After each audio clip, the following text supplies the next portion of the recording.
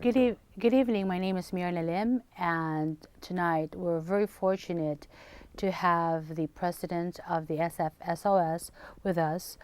We are talking about the meetings that has been going on with the Metropolitan Transportation Authority, specifically the plan to have another round of parking ticket increases in meter rates, and increases in fast passes as well. So we have Wade Randlett, the president of SFSOS. Wade, it's a pleasure having you. Good to be with you. See you again.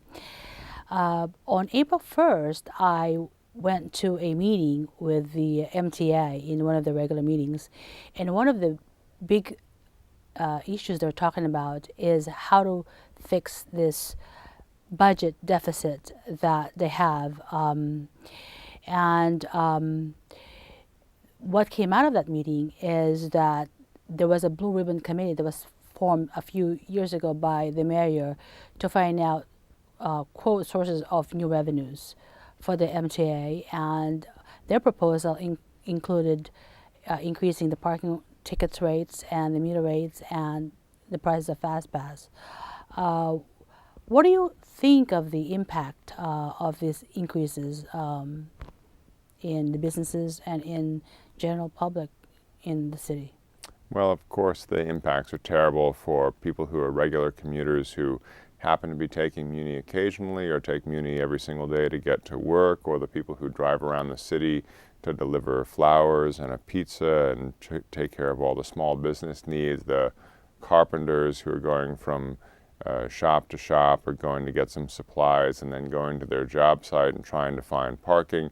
It's really bad for everybody in the city, and what people need to ask themselves is, how did we have a $250 million increase in the overall budget that MTA wants over the last 4 years, or the last 3 years plus the next year that they say they need to take that budget up by yet another 10% on a 14% raise. The previous year, when regular citizens and those small business people, they're not getting 14% raises. They don't have 14% more income. They don't get 10% raises just because they want to. They're asking themselves, how is it that the budget keeps going up and up at the exact same time that the ridership is going down? The ridership is actually decreasing over the last 4 years. So you would think, as a regular person applying common sense, the number of people going through is fewer, and yet the increases in the cost basis are going up dramatically. And the question is, whose problem is that? That's the fundamental question. If somebody has made a series of political decisions to increase the costs, which are contracts that they agree to, salary raises they agree to, staffing that they agree to, that no regular citizen has any control over whatsoever, so the cost goes way, way up, even when the ridership is going down, whose problem is that? The answer from the MTA, the answer from the mayor, the answer from the Board of Supervisors is it's your problem. It's your problem as a citizen. It's your problem as an occasional driver. It's your problem as a regular family who's trying to get the kids to school and drop them off at daycare and pick them up at soccer practice for the handful of families that are left in San Francisco. Instead, I think it should be the MTA's problem. There's an amount of money that citizens in San Francisco can afford. The MTA needs to adjust its budget to what the people can afford. And it's really emblematic of the overall problem in San Francisco, which is government says, here's how much of your money I need to take, regardless of how much you have to give me. Well, that's a very good point. As a matter of fact, I'm looking at some figures that I got out of the MTA, Municipal Transportation Agency website. Here's the figures. In fiscal year 2005, the gross revenue was $544,378,000. That went up to $586,024,000 in fiscal year 2007.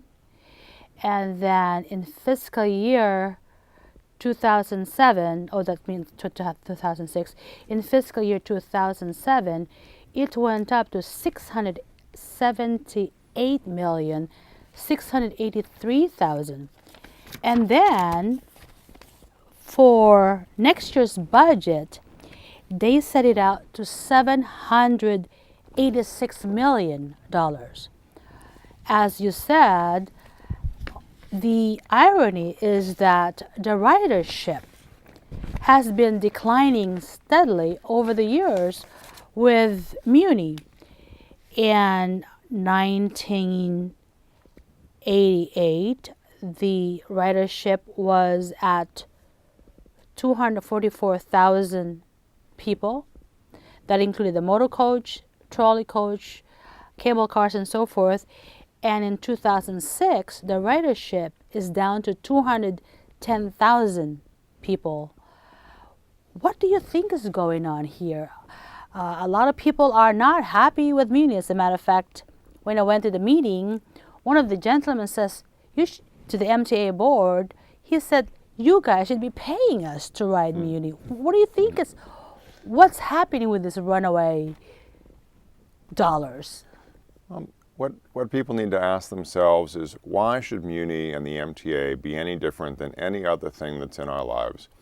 If you have less demand, fewer people who are using your service, and you are charging them more money, and you are asking for more taxpayer subsidy, and you have one of the worst fare box recovery, meaning you get about 12% of every dollar, and people really need to understand that. For every dollar that Muni spends, only 12%, 12 pennies, is actually coming from the Fast Pass and the juniors and the seniors and the people who are paying the $1.50 to get on it every day, like I do. You can't say, how is it that we have an 88% subsidy of a system, and that subsidy is only going up, it's not going down? 2005, just a few years ago, 2005 is an ancient history. 2005, Muni's budget was $544 million. They're on their way to an increase around $825 million. Exactly. They're going to go up to $825 while ridership is going down, while service levels are going down, while they're eliminating routes, while on-time performance is going down. We as a people here in San Francisco, I voted for it. Gavin Newsom as a supervisor put it on the ballot. That was Prop E? Prop E. There was a big debate about making sure that Muni got to 85% on-time performance overall, really strengthening what was going to happen over there, making sure that we actually got the public transit that every single person deserves. Absolutely no performance increase occurred. Performances are down all the way around, while the budget is skyrocketing. Exactly. Is there any other part of your life? Is that true at Target? Is that true at Home Depot? Is that true at Macy's? Is there any other part? Can you go out to your customers as an employee or a 1099 or a small business and say, you know what, I want to increase my prices or my salary 30%, and by the way, I'm going to work less hard and I'm going to be here on time less often, and I'm just going to make you give me the money? Is there any other part of your life that works that way? That's what Muni says should work. It should work that way for Muni, and you're the one that should just pay them. It doesn't matter whether or not you think it's a good idea or a bad idea. They think they should just be able to take however much money they want, make no hard decisions at all, make no hard decisions about salaries, operational costs, the lines they run, how frequently they run. They should neither have to make the trains run on time, nor should they have to make them run at a price that the citizens of San Francisco can afford. Is there any other part of your life that works that way? Exactly. That's a very good question. Let's go to the biggest expense in Muni. From what I understand, the big bulk of the budget goes to salaries. I think, if I'm not mistaken, we're looking at about 2/3 of that budget going to salaries. Now, I had seen the Chronicle's recent articles regarding the top money makers in government, and the current executive director, his salary is $368,000. not including annuities, not including a free car, not including a credit card expense account, not including a free pass, fast pass for each member of his family, not including some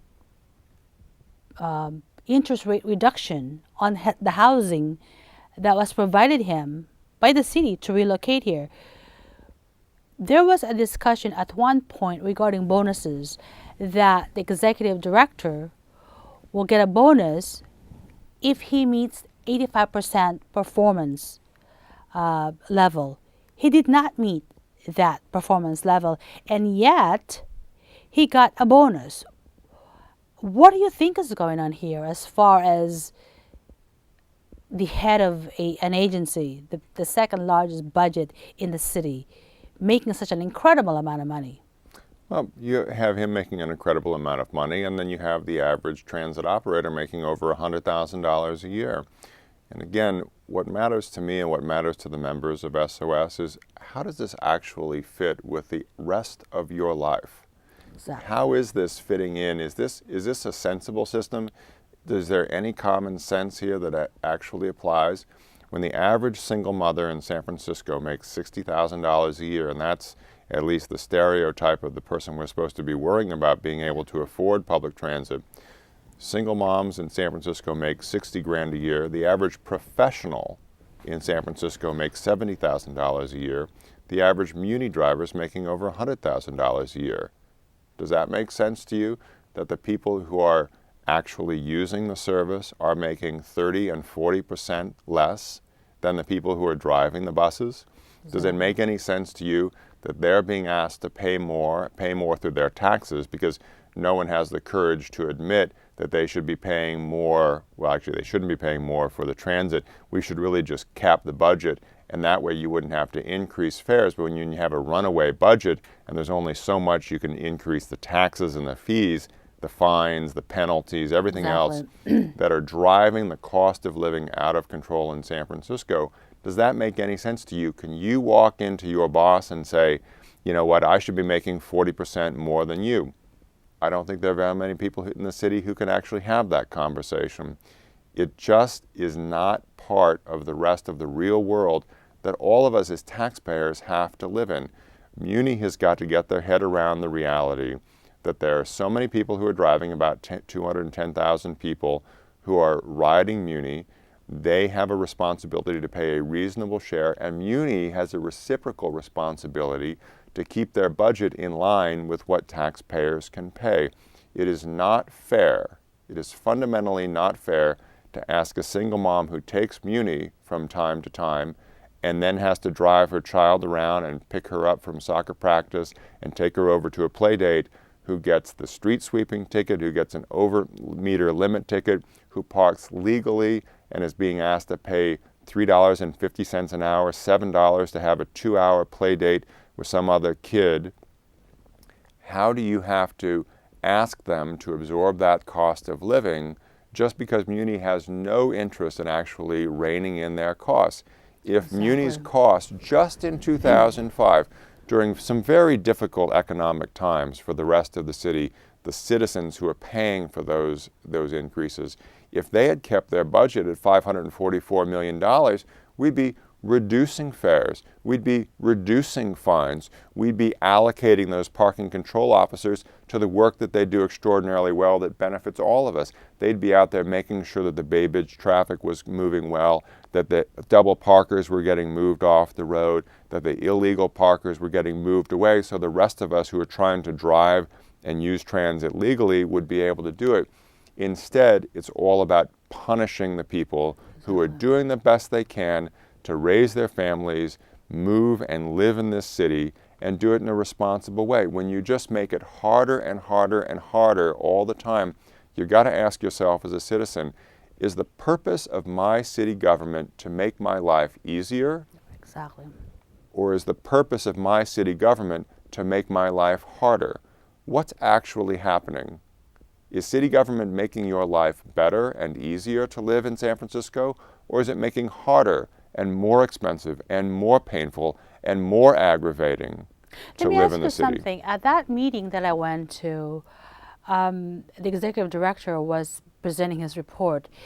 And in that report, he said that the MTA has received a couple of federal grants. One I think was like for 78 million, another one for like 28 million.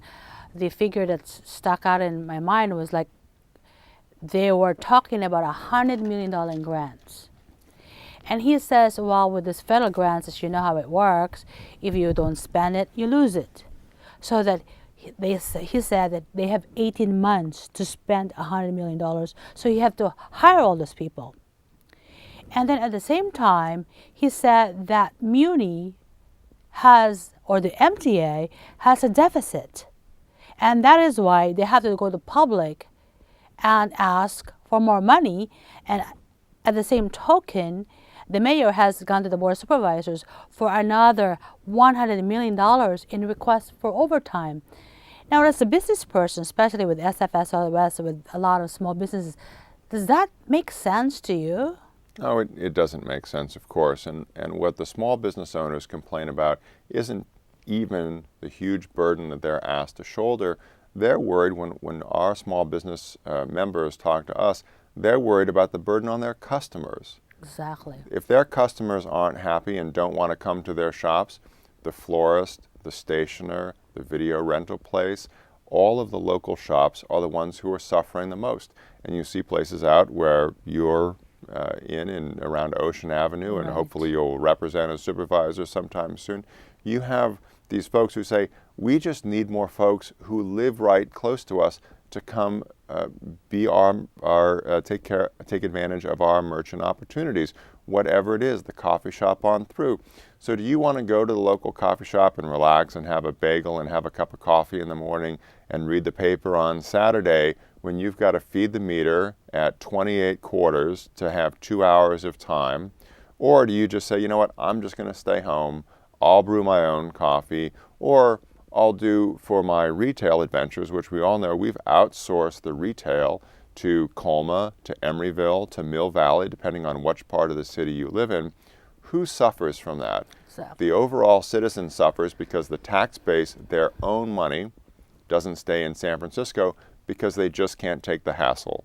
They just can't take the aggravation. They can't afford the risk of the fine. They can't afford the risk of the penalties. If a poor student at SF State gets a couple of parking tickets because they can't find parking, they got to go to class, they got to go to their after-school job, they can't afford to pay those very large parking fees. $60 is the proposal. $60 Wow. for being 5 minutes over on a 30-minute meter because you didn't have the 20 quarters sitting in your change pocket that it takes to park for a couple of days. You can't afford it. Now what happens? The fine doubles, and then the fine triples, and you can't Exactly. afford that, and you get another couple of tickets, and you can't afford those payments or the penalties that accrue on top of that, and then you get the boot, and then the boot fine's going up. Exactly. And oh, by the way, it gets taken into storage, and now you have to pay the storage fees. And guess what they're going to do? Guess what your good city is going to do to you because you were 5 minutes late a few times for a parking meter trying to make ends meet Exactly. and run around the city? They're going to keep your car. They'll sell your car to get the money to pay the parking fines and the parking over limit fees and the penalties that they've put on top of that. Is your city making your life better or worse? Is your city government, is City Hall making your life easier, which is their job? Exactly. The number one job of city government is to make your life better.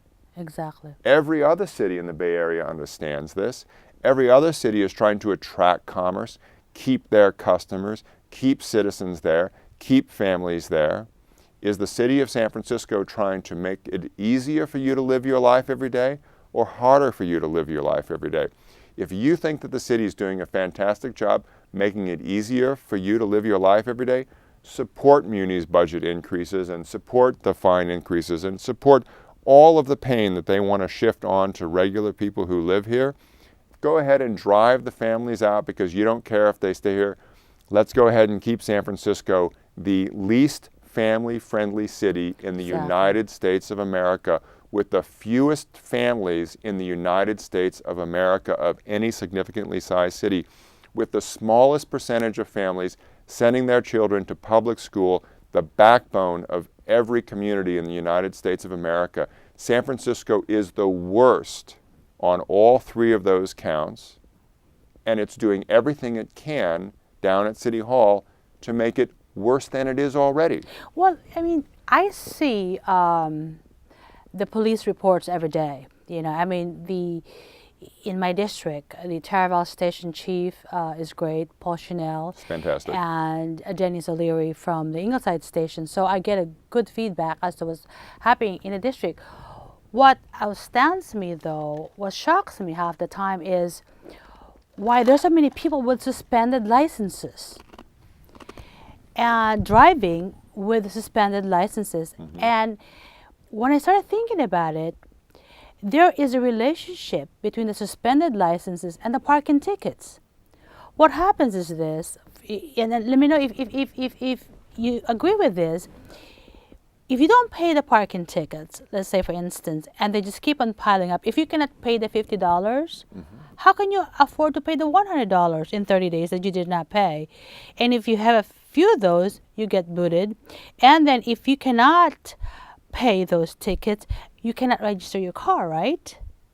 If you don't register your car and you drive it anyway because you're desperate to go to work, to go to school, or you're picking up your kid, going to work, and so on and so forth, then the cops can pick you up, right? Without if your license, if you do not have a current registered mm-hmm. car, right? Exactly. And there are parking control officers that drive around the city who look for nothing other than whether or not you've got the right year on your license plate, because there's supposed to be no quotas, but we all know there really are quotas for passing out those tickets. That's a cheap and easy way to do it. You don't have to do any hard work to find out if somebody's double parked and they come run out and they say it's okay. If you just drive around residential quarters and you drive around the commercial districts and you just look for 07 when it's 08, and you take a look at what month it is and you just slap a $100 ticket for having an expired registration, right? What's easier than that?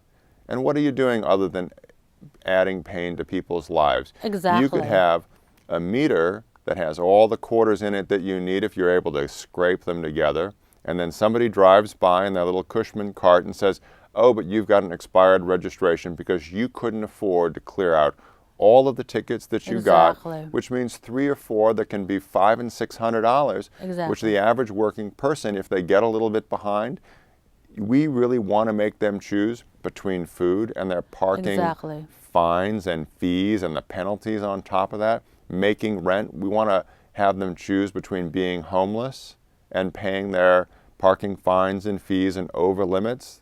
Is that really a good decision? Is that what the average San Franciscan wants those folks to have to afford?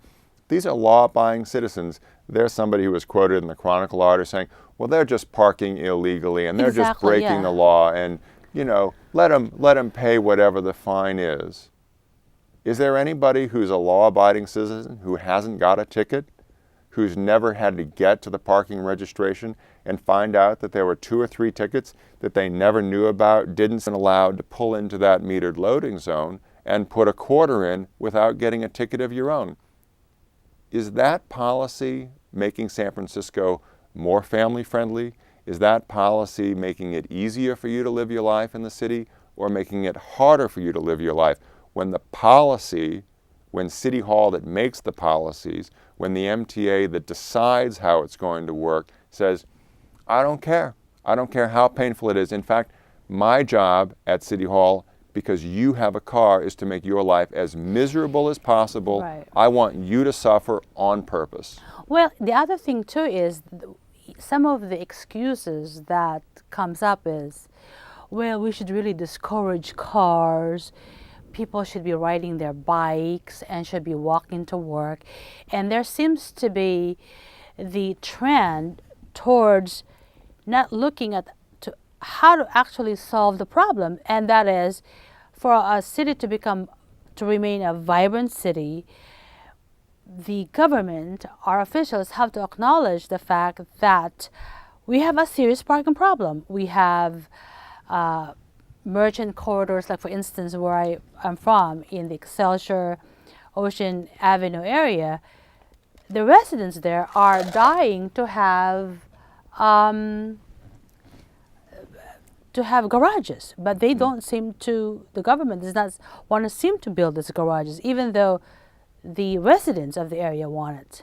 Well, it's really quite the opposite. The stated public policy of City Hall, led by Aaron Peskin and seconded by Chris Daly and acceded to by Gavin Newsom, is we want to make parking as hard as possible. We want to make it as difficult as possible. We don't want to build any more parking garages in the commercial corridors where, God forbid, you should come in and park for free and spend your hard-earned after-tax dollars at local merchants, where City Hall says, oh my goodness, why don't you please shop locally? Why don't you please be a good customer for all of our local merchants? Don't go to Colma, don't go to Mill Valley, don't go to Emeryville, and yet do everything they can to make it as hard as possible to shop in any of those commercial districts. I think they're telling us we ran out of time. Fantastic. How about that? Well, thank you very much for coming, and it's so enlightening. I certainly hope that the public gets to know what's really going on in our government today and where their money goes and how it's being spent, and to seriously look at why are we electing these officials who do not seem to make our lives easier. That the problem is individual car drivers, they're not organized. They're not a special interest group. So they're easy pickings for politicians and for government. This type of stuff will not be happening if you're a special interest group, as we know. But car drivers, families, they have to start thinking that they have to be representative of themselves. They have to send emails to City Hall and send letters to City Hall and talk to their representatives. Well, it's a pleasure to be with you. I've been happy to be on the show. Thank you.